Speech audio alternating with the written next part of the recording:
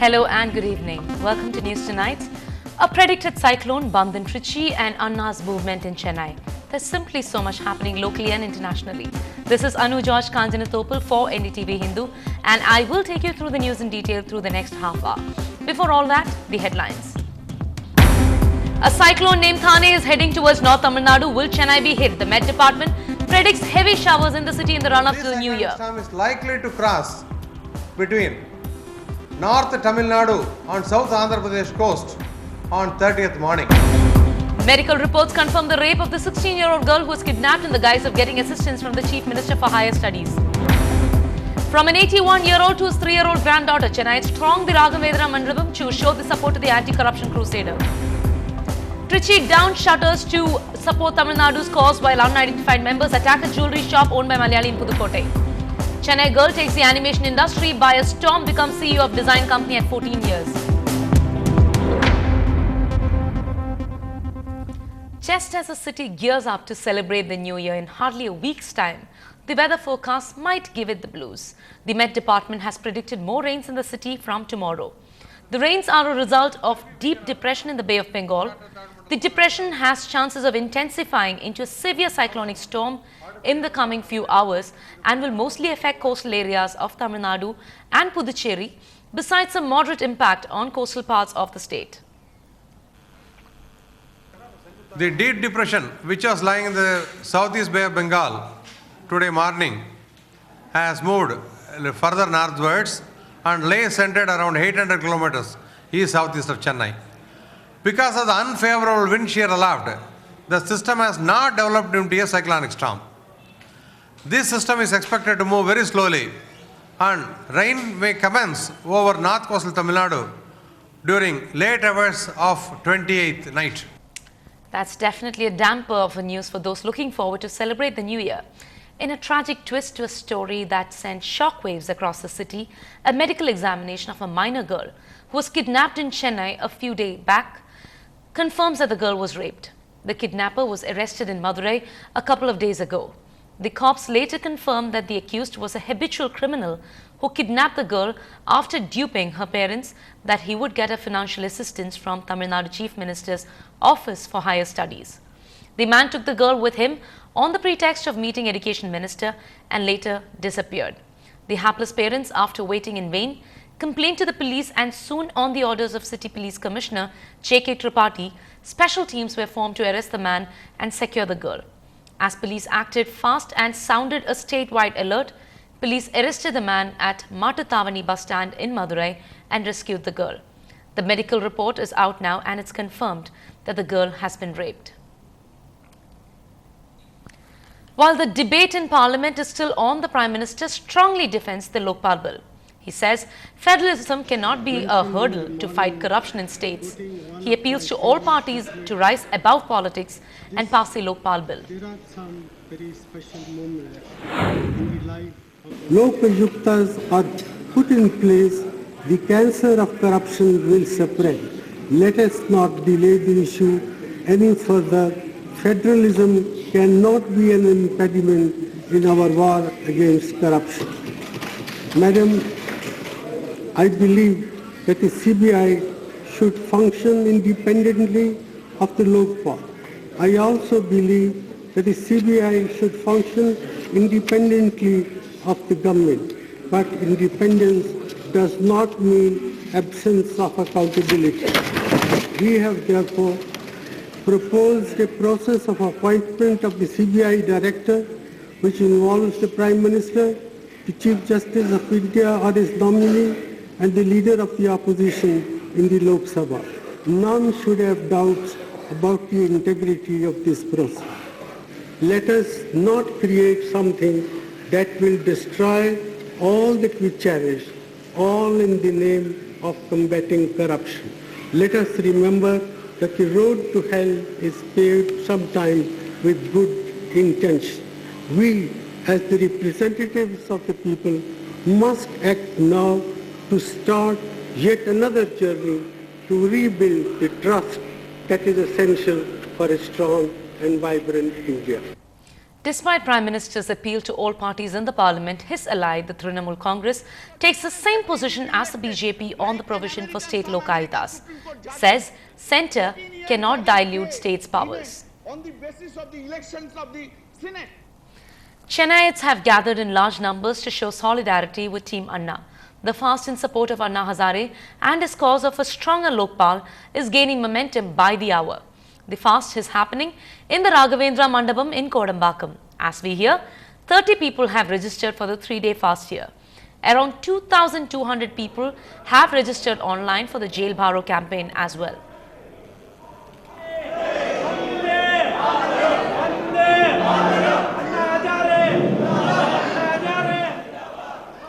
Chennai certainly is not the epicenter of the Anna effect. However, we found the two most interesting people, or should we say a unique amalgam of Jan Lokpal supporters at the Raghavendra Mandapam.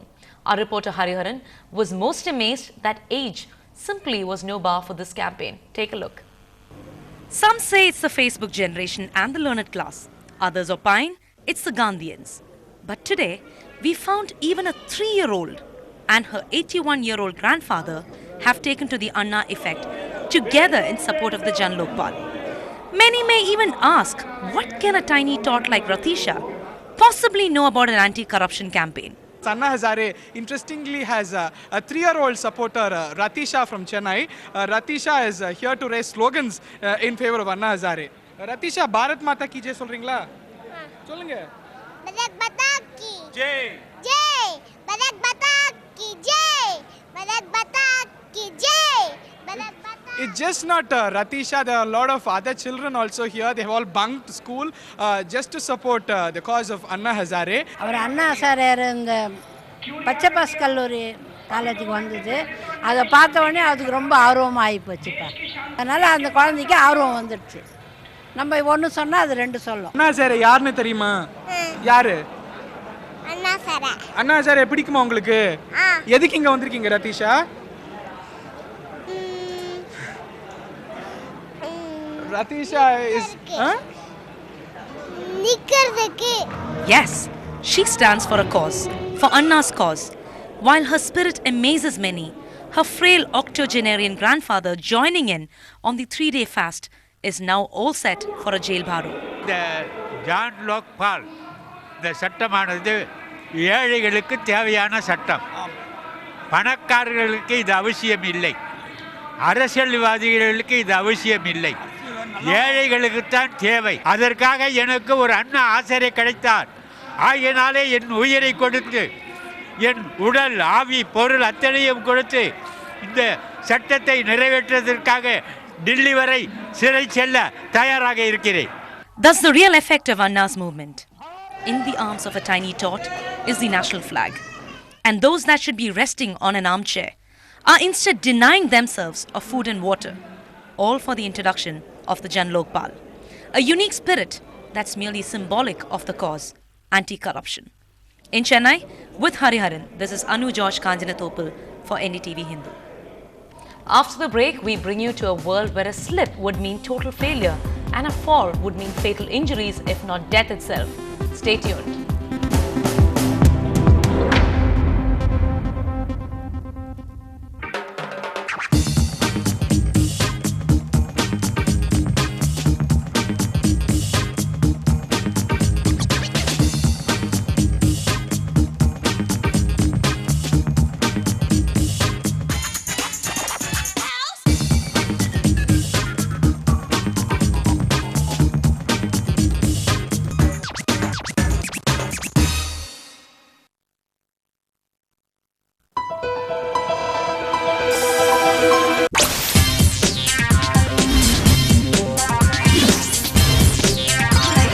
Big names,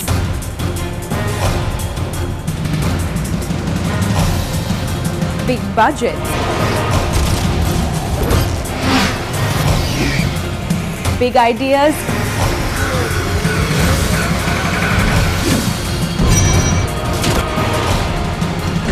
big hits.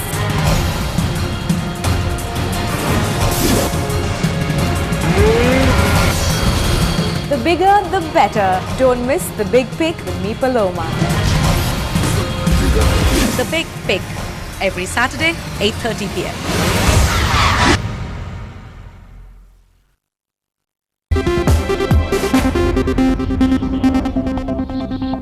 You're watching News Tonight and welcome back.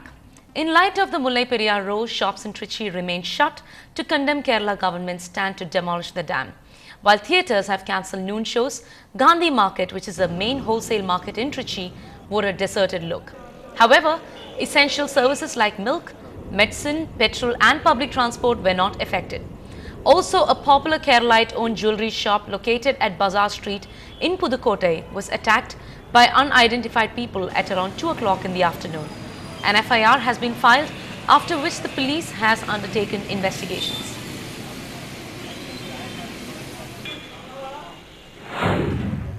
Trichy மாவட்டத்தில் இருக்கக்கூடிய அனைத்து தொழில்களை சார்ந்த 40,000 கடைகள் கடையடைப்பு செய்யப்பட்டு தமிழ்நாடு வியாபாரிகள் கூட்டமைப்பு தலைமையிலே இந்த போராட்டம் நடந்து வருகிறது.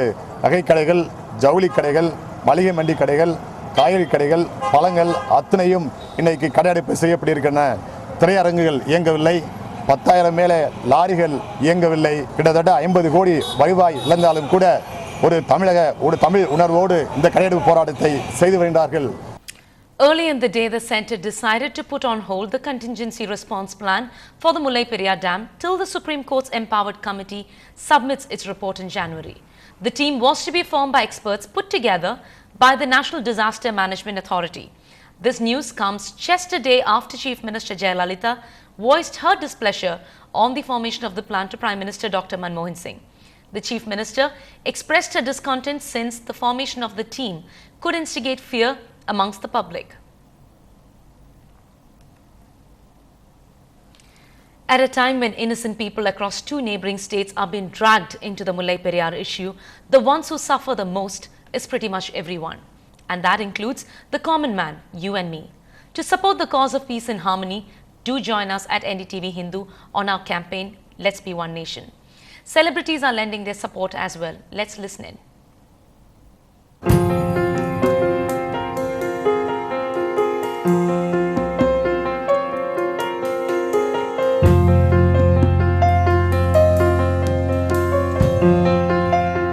I think it's absolutely ridiculous, or rather insane for we Indians, we all belong to the same family, for an issue start fighting with each other, attacking each other's property, having murderous attacks on each other.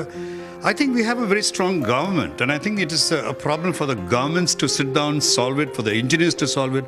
We have a nice Prime Minister, and we have a very, very effective Chief Minister in Tamil Nadu. And I think it's wise to leave it to our leaders and our government to take care of it. I think it is a crime to involve in such activities against each other, B, to incite for the bigoted leaders to incite such passions amongst our people. I think the governments will have to come down with a very strong hand against anybody trying to incite such violence.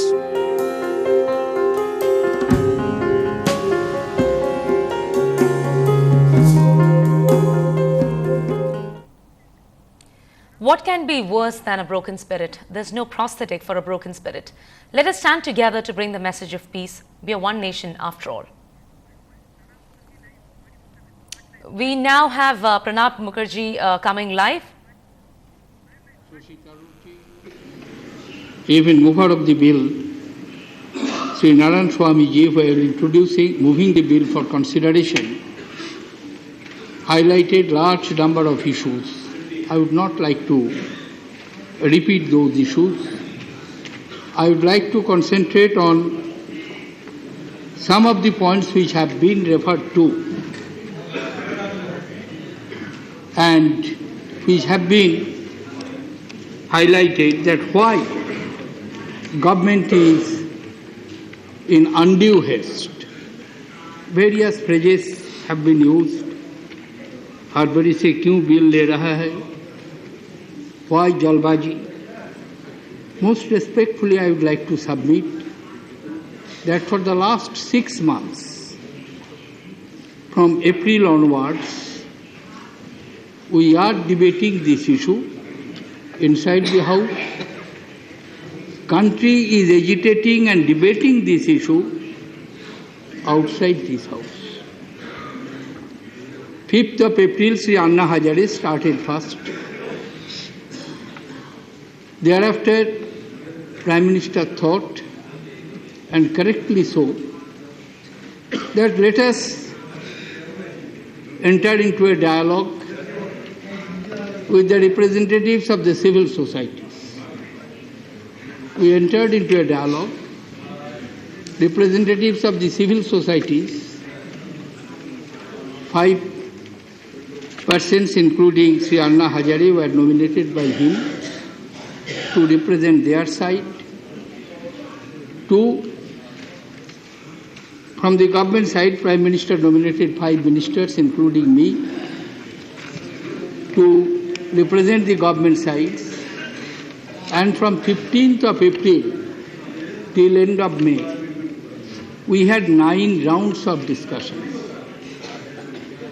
On 31st May, I wrote, as chairperson of that joint drafting committee, to 25 chief ministers, major political parties, and we received their responses. We are told today that why didn't you call all political parties meeting before you took the decision to enter into dialogue with civil society? And some of the responses which we have received, for instance, President of the Principal Opposition Party wrote to me, Sri Nitin Gadkari, in his letter on 2nd June 2011, I quote, expecting political parties to give their views to a drafting committee comprising of civil society representatives for acceptance or otherwise would be upsetting the constitutional propriety where parties, parliamentarians and the parliament have the last word. They are the decision makers and not suggestion givers. Correct? They are the decision makers, not giving the suggestion givers. That's why we again came to Parliament. We drafted the bill. 2010 bill was there. We again came to Parliament. 3rd July we called all-party meeting. We received the mandate from the all-party meeting that you bring the legislations. I am not referring to other political parties. Some of them said that we will not respond because there is no representative of us. Some of the political parties' leader wrote to us that why should we respond to when you are having entering talk with the civil society representatives. The short point which I am trying to drive at, there is a long history of the last 6 months from April till December. Then again we called the meeting on 3rd July of all political parties. There the mandate we received, you bring a bill. A bill was brought. But the civil society agitation went on. They fixed the date. And sometimes I find really contradictory positions taken by representatives of the political party, shouting at the topmost voice on the floor of this house. Only Parliament is the authority to legislate, and rightly so. It is our domain, but sometimes I find difficult to reconcile it when I find the representatives of the same political party, representatives joining the Dharna Manch and supporting the civil society agitation. And I expect that the behavior of ours, there should be some consistency. I do not find anything wrong in entering into dialogue with the civil society representatives. I do not find anything wrong of joining their Dharna Manch. But at the same time, I cannot claim exclusivity that only we should do it, nobody else should do it. Therefore, what happened, I am just recapitulating to refresh our memory. That thereafter again, when we are told that you are to pass this bill by 15th August, if it is not, then again we will start agitation. Prime Minister from the rampart of Red Fort appealed to Sri Anna Hazare that Parliament is seized of the matter. We are trying to work out. Don't go for fasting. It was not listened to. Then again, agitation started. On 24th August, we had the meeting.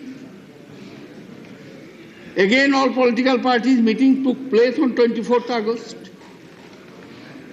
27th August, what was drafted by me what was articulated by me as the wish of the House. It was not my own draft.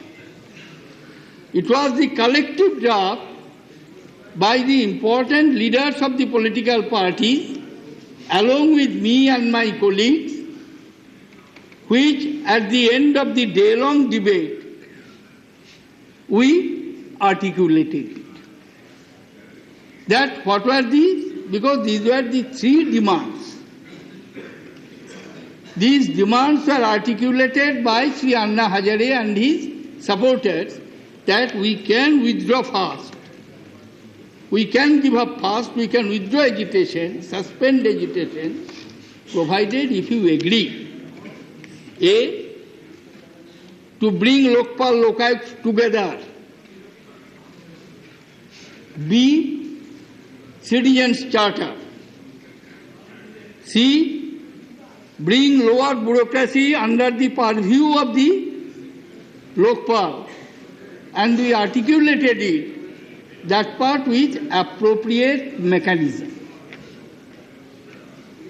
And we took an unprecedented step just to accommodate the sentiments of the representatives of the civil society, representatives of the civil society, that we requested the Speaker and Chairman of the other House, that the entire proceedings of today's debate of both the Houses be forwarded to the Standing Committee for their perusal before they come to the conclusions and make recommendations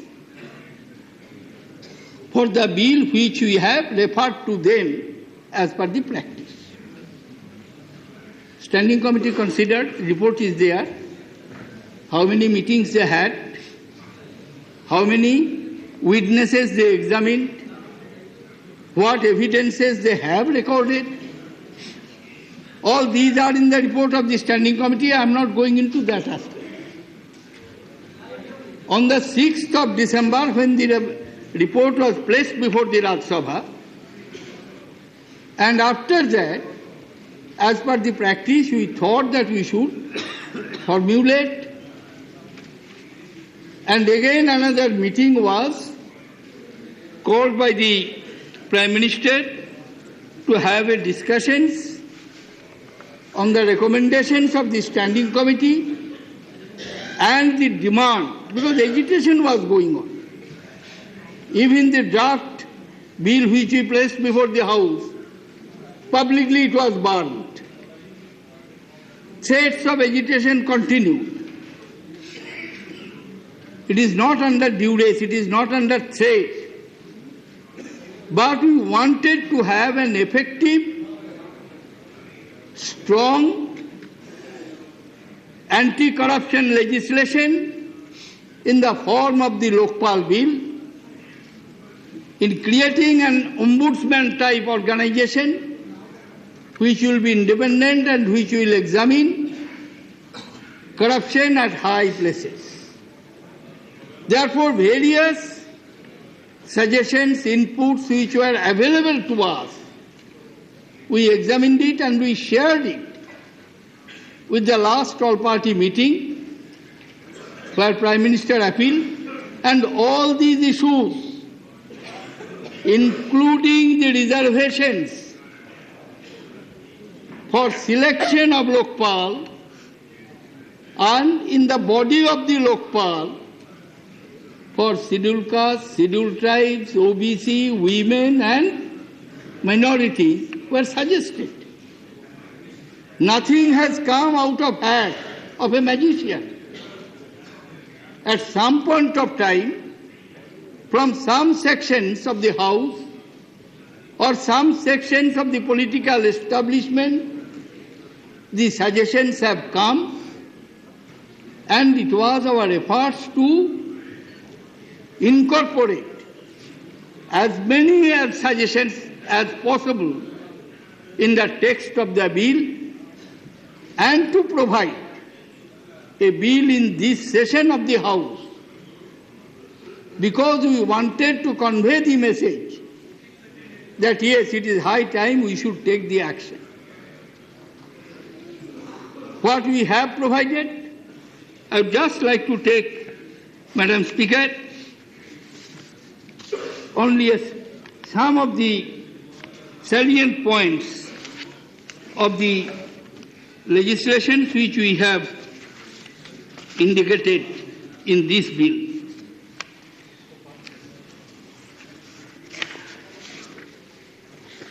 As I mentioned on the 14th December meeting, all 10 items we discussed, inclusion of PM within jurisdiction of Lokpal with subject exclusions and safeguards, special safeguards.